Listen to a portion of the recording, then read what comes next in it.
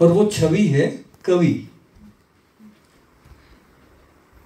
तो प्रकारांतर से मैं ये कह सकता हूं कि हम कवि पर बात करने के लिए, कविता पर बात करने के लिए, उसके वर्तमान परिप्रेक्ष्य को लेकर, उसके संवर्धन को लेकर बात करने के लिए यहाँ एकत्रित हुए हैं। कवि कौन होता है?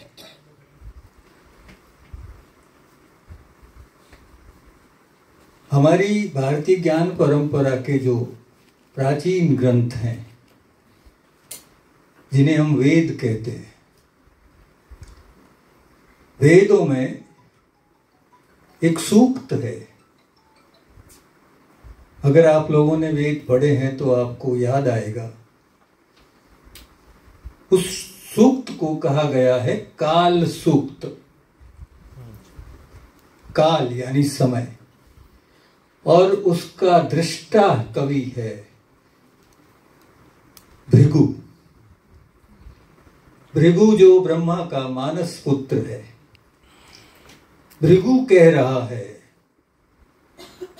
काल का अश्व तीव्र गति से भागा जा रहा है। उसकी अयाल इस तरह से उछल रही है जैसे सूर्य की किरणें हैं। वो अजर है, अमर है, वीर्यवान है। उसकी सवारी कोई कवि कर सकता है। कवि क्या करता है? काल की सवारी करता है। और अब हम थोड़ा सा आगे आए तो द्वापर का महानायक हमारा श्री कृष्ण अर्जुन को गीता का ज्ञान दे रहा है, और उस गीता में एक अध्याय विभूति योग अध्याय है। हम सब ने गीता पढ़ी होगी, वो अध्याय भी पढ़ा होगा, लेकिन हम कभी वहां नहीं अटके जहां कृष्ण कुछ खास संकेत कर रहा है। मैंने भी पढ़ी सैकड़ों बार, महाभारत में बहुत पढ़ता हूं, सैकड़ों बार गीता पढ़ा, कभी अटका नहीं। लेकिन एक दिन मेरी मां की कृपा हुई और मैं वहां अटक गया। कृष्ण कह रहा है अपनी विभूतियों को लेकर, और आप में से कईयों को वो याद होंगे, मैं कहां कहां क्या हूं। मैं देवताओं के पुरोहितों में बृहस्पति हूं, मैं सिद्धों में कपिल हूं, मैं वृक्षों में अश्वत्थ हूं, कह रहा है वो। मैं कवियों में उष्णा हूं। मेरी जातीय स्मृति में उष्णा नाम का कोई कवि नहीं है। मेरे पास जो कवि आदि कवि के रूप में मेरे को उपलब्ध है वो वाल्मीकि है। ये बात इसलिए कह रहा हूं कि वाल्मीकि का समय कृष्ण से पहले का समय है, त्रेता युग का है। लेकिन कृष्ण वाल्मीकि का नाम नहीं ले रहा है जो उसे उपलब्ध है। वो कह रहा है मैं मुनियों में व्यास हूं, कवियों में वाल्मीकि नहीं कह रहा है, मैं कवियों में उष्णा हूं। तो ये उष्णा कौन है, और वो हमारी जातीय स्मृति से विलुप्त कैसे हो गया, क्यों हो गया? उस उष्णा का संबंध इसी भृगु से है। वो भृगु का पुत्र है, और आश्चर्यजनक ये है कि वो उष्णा शुक्राचार्य है। आश्चर्यजनक इसलिए भी है कि वो तो असुरों का गुरु है। और कृष्ण क्या कह रहा है? मैं कवियों में कवि उष्णा हूं। जो असुरों का गुरु है उसको मान दे रहा है। क्यों कर रहा है ऐसा? और कवि शुक्राचार्य जो है वो असुरों के साथ क्यों है? ये सारी चीजें ऐसे अंतर्गुम्फित है कि हम जब कथा के उसमें जाते हैं तो हमारी समझ में नहीं आता। जो शुक्राचार्य है, असुर क्या है? असुर एक व्यवस्था के विरुद्ध खड़े हैं। आप आश्चर्य करेंगे कि असुरों की परंपरा को इस तरह से हमारे यहां कहा गया है कि असुर प्रकृति प्रदत्त जीवन जीते हैं और सुर जो हैं वो विकास की ओर जाते हैं। जो कृषि परंपरा है वो सुर के कारण है, लेकिन असुर क्या कर रहा है? जो प्रकृति में है। अब कृष्ण कह रहा है मैं कवि उष्णा हूं, यानी शुक्राचार्य हूं, यानी असुरों का गुरु, वो रूप मेरा है। तो वो तो उस व्यवस्था के विरुद्ध है जो प्रकृति का नाश कर रहा है। क्योंकि प्रकृति का नाश सिर्फ धरती नहीं है, चराचर का नाश है। और यहीं से चारण खड़ा होता है। चारण चराचर का साक्षी है। हमने चारणों की बहुत कविताएं पढ़ी होगी, ग्रंथ पढ़े होंगे, और आप में से कईयों को लगा होगा कि चारण व्यक्ति को प्रमुखता देता है, लेकिन चारण कभी व्यक्ति को प्रमुखता नहीं देता है। हमेशा चारण व्यक्तित्व की प्रतिष्ठा करता है, व्यक्ति की नहीं करता है। और व्यक्तित्व किससे बनता है? गुणों से। और जब हम कहते हैं ये गुण है तो निश्चित मानिए बगैर जीवन मूल्यों के गुण नहीं हो सकते। तो चारण क्या करता है? चारण मनुष्य जीवन में या सामाजिक जीवन में उन मूल्यों की प्रतिष्ठा करने का काम करता है जिसके होने से जीवन संभव है। यानी वो रित का पोषक है। एक शब्द है जो वैदिक काल में बहुत आता है और उसका नाम है रित।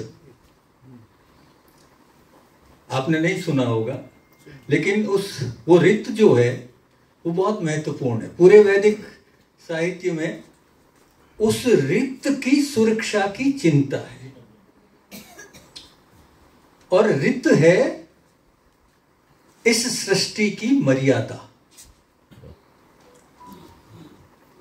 अगर मैं उसे सरलता से समझाऊं तो रित है सूर्य का रोज उगना। कुछ भी हो जाए सूर्य उगेगा, क्योंकि वो रित की मर्यादा है।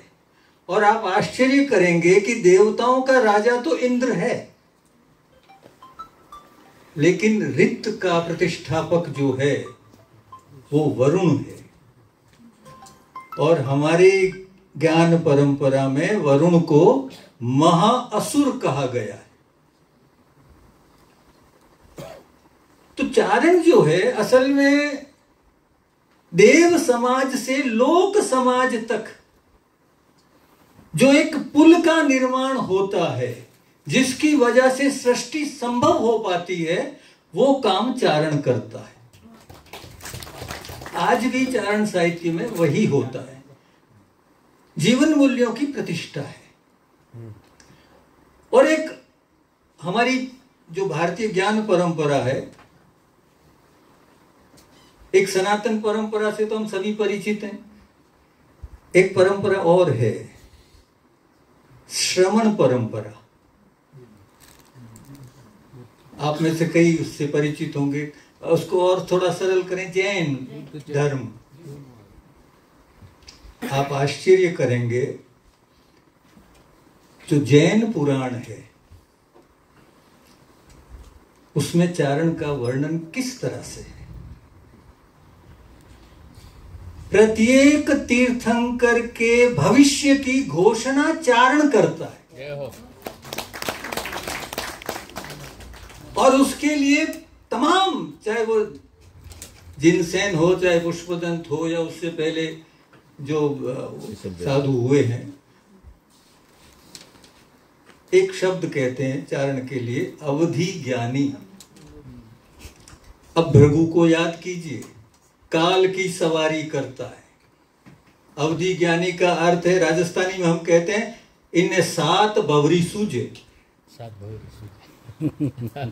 हमें तो हमारी इंद्रियां जहां तक जाती है उतना ही दिखता है, कान जितना सुन पाते हैं हम उतना ही सुनते हैं, इसलिए सूर्य की ध्वनि हम नहीं सुन पाते।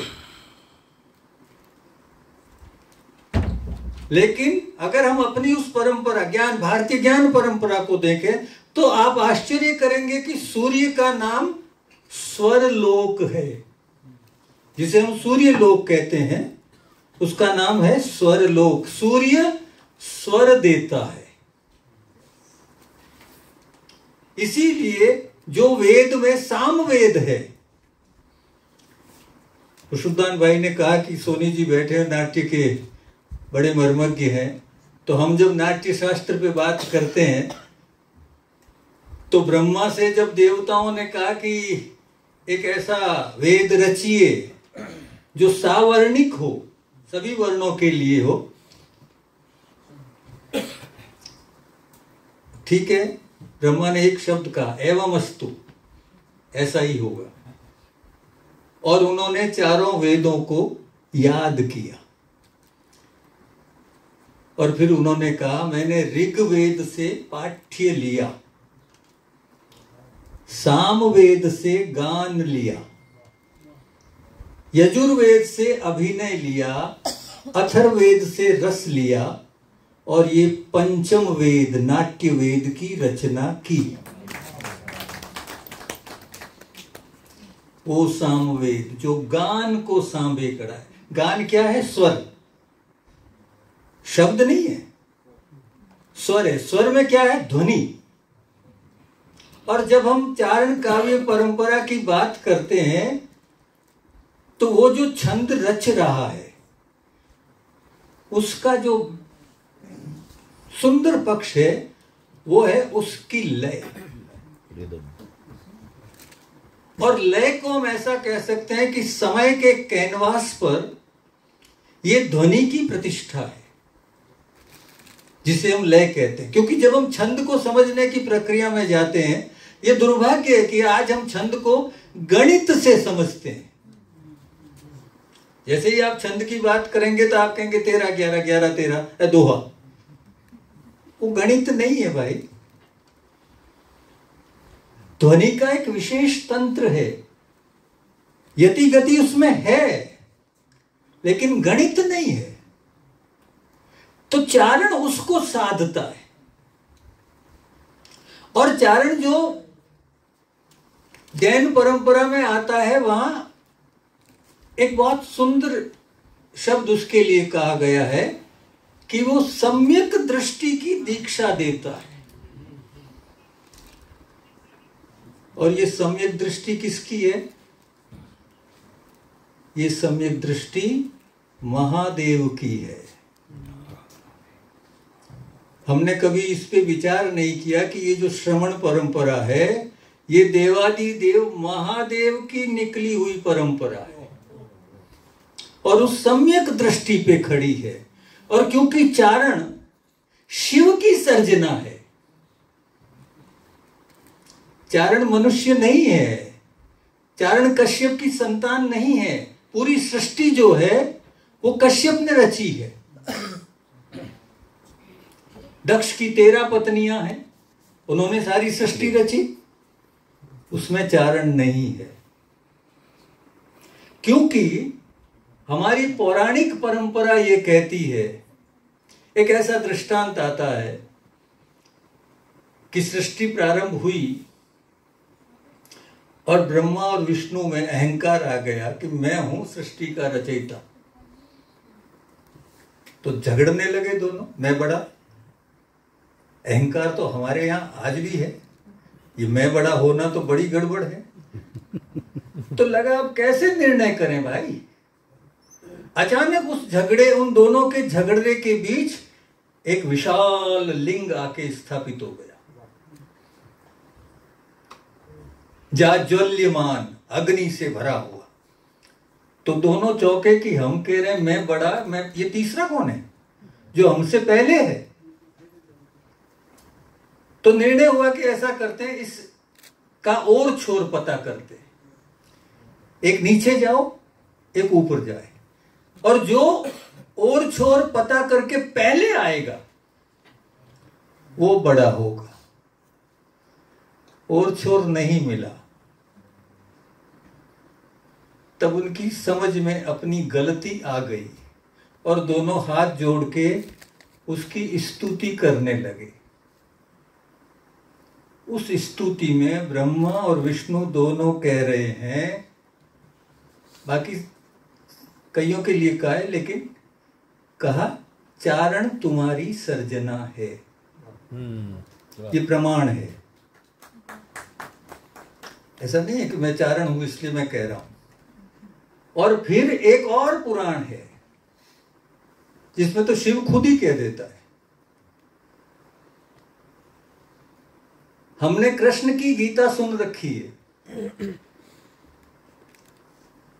लेकिन हमें नहीं पता है कि जो जगत जननी, जो जगत की नियंता जगदम्बा है, उसने भी एक गीता कही है हिमालय से। पार्वती के जन्म होने से पहले हिमालय प्रार्थना कर रहा है, मुझे ज्ञान दीजिए। जहां मां ने कहा तेरे घर में मेरा अंश उत्पन्न होगा, वहां हिमालय कह रहा है मुझे ज्ञान दीजिए। तो गीता, मां गीता का ज्ञान दे रहे हैं। इसी तरह की एक गीता महादेव कह रहे हैं, और जिसे हमारी ज्ञान परंपरा कहती है ईश्वर गीता। उस ईश्वर गीता में महादेव स्वयं कह रहा है चारण मेरी सर्जना है। फिर इससे ज्यादा किसी प्रमाण की आवश्यकता नहीं है। तो जो, क्योंकि वो सृष्टि से पहले है, कश्यप की सृष्टि बनने के बाद है,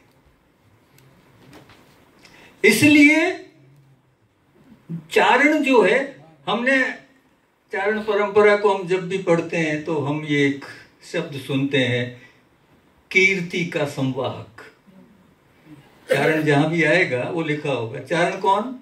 जो कीर्ति संचारित करता है, कीर्ति फैलाता है। हमारी ज्ञान परंपरा तो नहीं कहती ऐसा। अगर आप तमाम भारतीय पौराणिक परंपरा पढ़े जहां से ये धारा आती है,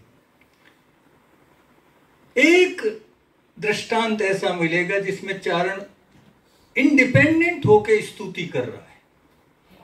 अन्यथा जहां भी चारण स्तुति में खड़ा है, देवता के साथ खड़ा है, सिद्धों के साथ खड़ा है, ब्रह्म ऋषियों के साथ खड़ा है, अकेला नहीं है। हमने उस पर क्या ठप्पा लगाया, ये तो स्तुति गायक है, और फिर उसको भी हमने डेरोगेटरी और डाल दिया, अरे कुछ नहीं, झूठी वाई वाई करता है। हमारी ज्ञान परंपरा कहती है वो सत्य का पोषक है, सत्य भागता है। दो उदाहरण से बात करता हूं कि कैसे सत्य को भागता है और कैसे वो परंपरा मानती है। चारण का अपना एक मार्ग है जो हमारी ज्ञान परंपरा कहती है। फिर एक उदाहरण देता हूं आपको, वाल्मीकि की रामायण पढ़ी होगी, पढ़ी, सुंदरकांड। अभी क्या समस्या है कि हम तुलसी का सुंदरकांड पढ़ते हैं, घरों में पढ़ा जाता है, वाल्मीकि का नहीं पढ़ते। तुलसी ने कथा को अपने तरीके से लिखा, तुलसी का अपना समय है, तो उसे अपने नायक को स्थापित करने के लिए कुछ और चीजें करनी है। वाल्मीकि के यहां राम मनुष्य है, देवता नहीं है। जैसे आप महाभारत पढ़ेंगे तो कृष्ण जन्म के साथ ईश्वर है, राम नहीं है, राम मनुष्य है। सुंदर कांड में राम की पत्नी का हरण हो चुका है, भटक रहा है राम। सुग्रीव तो पहुंच गया, हनुमान मिल गया, बाली को मार दिया। अब हुआ कि ढूंढो सीता को, और पता लगा, लंबी कथा है, आप उस कथा से परिचित हैं, कि लंका में है। लंका का मतलब है 100 योजन का समुद्र। अब कहा कि कौन इसको पार कर सकता है, तो जो दक्षिण दिशा में गए उनमें हनुमान भी साथ में है। तो बाकी सब वानर अपनी अपनी कह रहे हैं मैं इतने योजन पार कर सकता हूं, मैं छलांग इतनी लगा सकता हूं, क्योंकि नेता अंगद है। और हनुमान उन सबसे दूर अलग बैठा है अपनी धुन में। तो जामवंत जो है उसको समझ में आती है कि नहीं नहीं, करने वाला वो है, लेकिन उसको ध्यान नहीं है कि मेरी ताकत क्या है।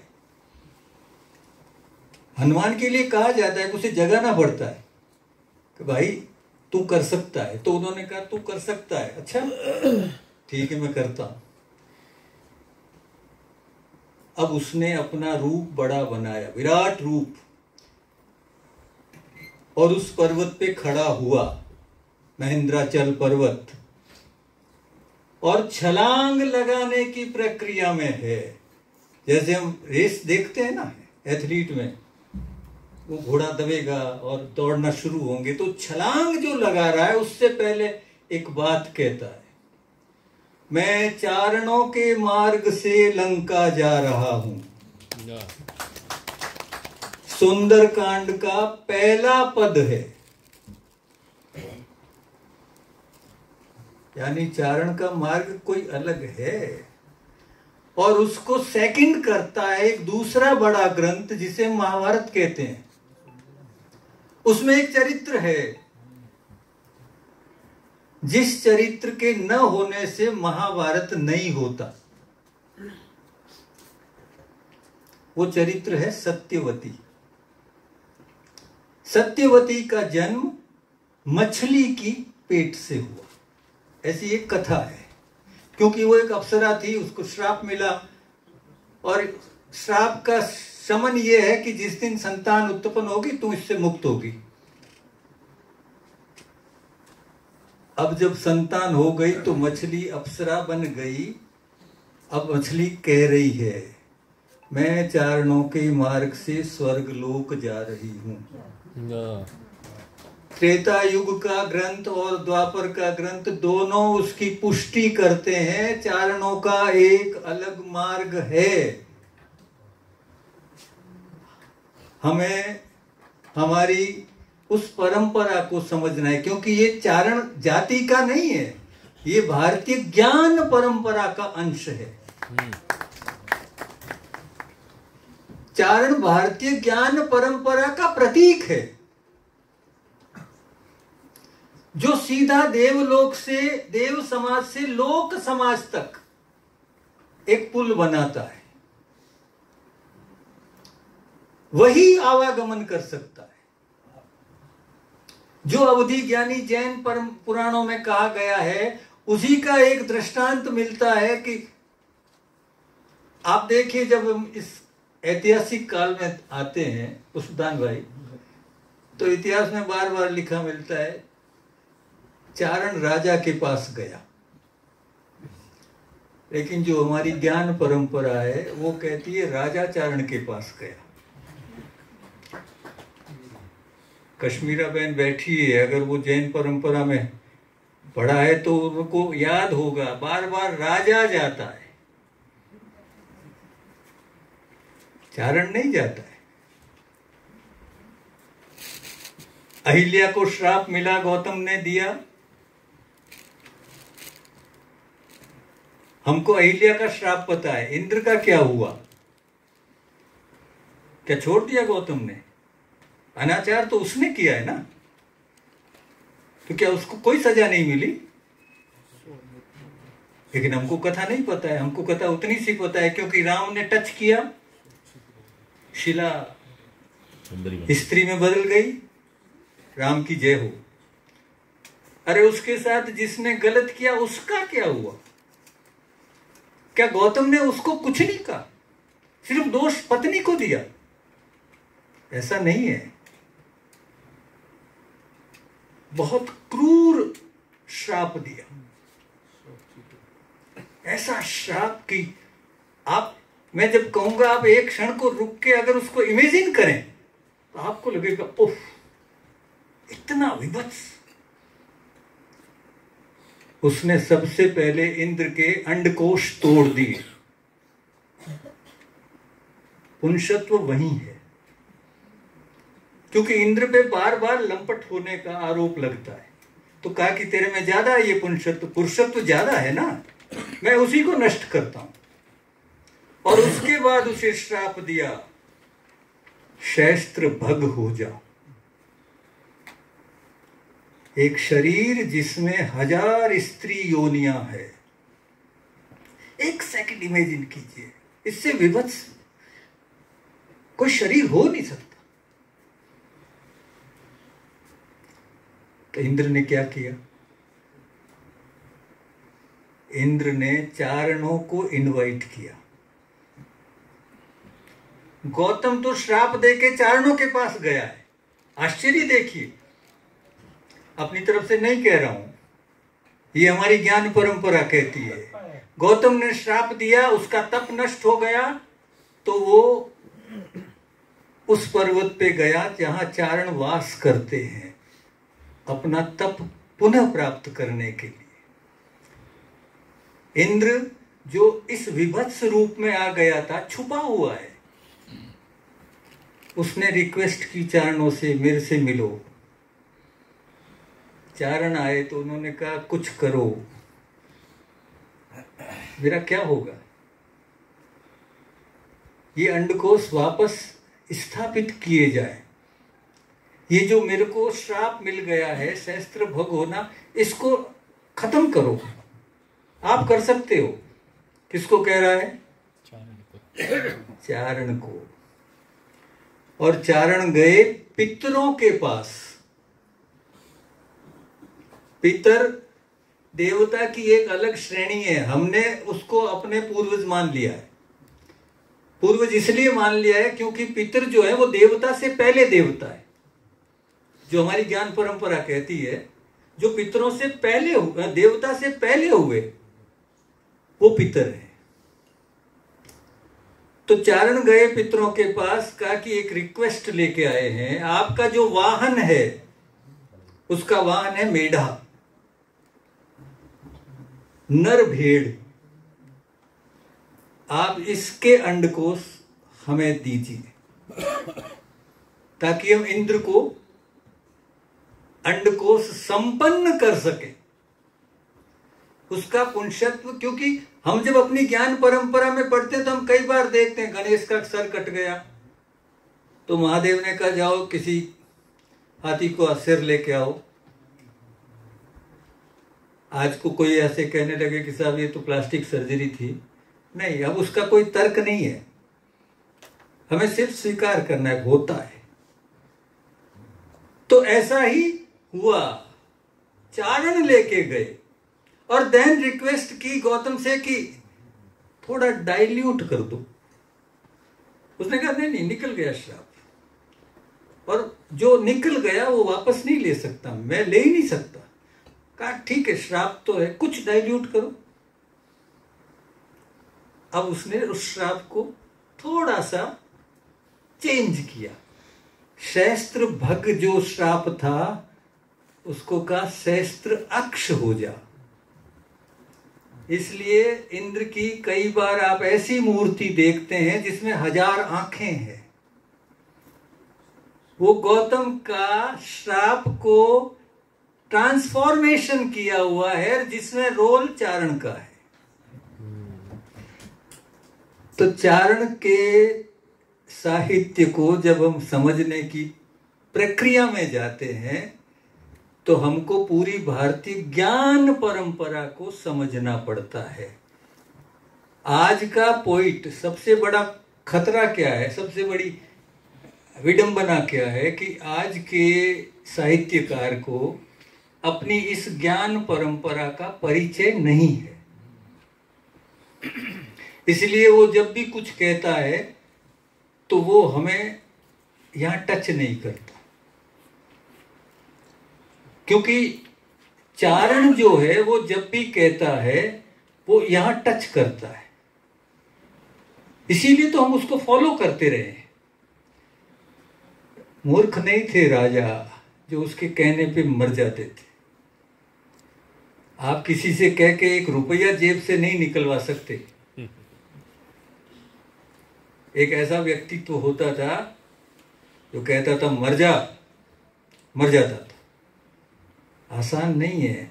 चारणों, सिर्फ एक घटना और बताता हूं, फिर अपना स्थान लूंगा। मैं तो ये कथाएं कहता हूं। चारण की ये जो भाषा है, चारण का ये जो नाद सौंदर्य है, ये कहां से आया? अधिकांश पुराणों में एक जगह का नाम आता है। हमने चारण परंपरा को जब भी सुना तो हमारे पास चारणों के निवास का एक स्थान है, गंधमादन। तो हमको लगता है चारण कहाँ रहते थे? गंधमादन। गंधमादन कहाँ के? नहीं पता, नहीं पढ़ा है कि गंधमादन पे, क्योंकि पांडु जब जाता है तो पहले गंधमादन पर्वत पे जाता है। लेकिन जब हम अपने 18 पुराण, 18 उप पुराण पढ़ते हैं तो चारणों के 40 स्थान है जहां चारण निवास करते हैं। उसमें कैलाश भी है, तो उसमें अमरकंटक भी है, उसमें बद्रिकाश्रम भी है, तो उसमें अलकापुरी भी है। और वहां अधिकांश पुराण कहते हैं कि एक दुदुम्बी पर्वत है, दुंदुभी पर्वत है। उस पर्वत की विशेषता यह है कि उस पर देवताओं ने पहली बार नगाड़ा बजाया। और नगाड़ा बजा के क्या किया? मृत्यु का राग प्रसारित किया। दुंदुभी पर्वत के पास एक देश है, दुंदुभी स्वन, जहां चारण वास करते हैं। तो वो जो मृत्यु का राग है और वो जो नगाड़े का नाद है, वही चारण की भाषा में आ गया। ये जिस ओज को हम अपने कानों से सुनते हैं वो वहीं से आया है। तो देव समाज से लोक समाज तक जो अपने ज्ञान को निरंतर प्रवाहित करता है वो चारण है। उसके साहित्य की बात करने हम यहाँ एकत्रित हुए हैं। आपने मुझे आमंत्रित किया पुष्पदान भाई, मैं आपका बहुत बहुत आभारी हूँ। आप लोगों ने मुझे सुना, इसके लिए आभार, धन्यवाद।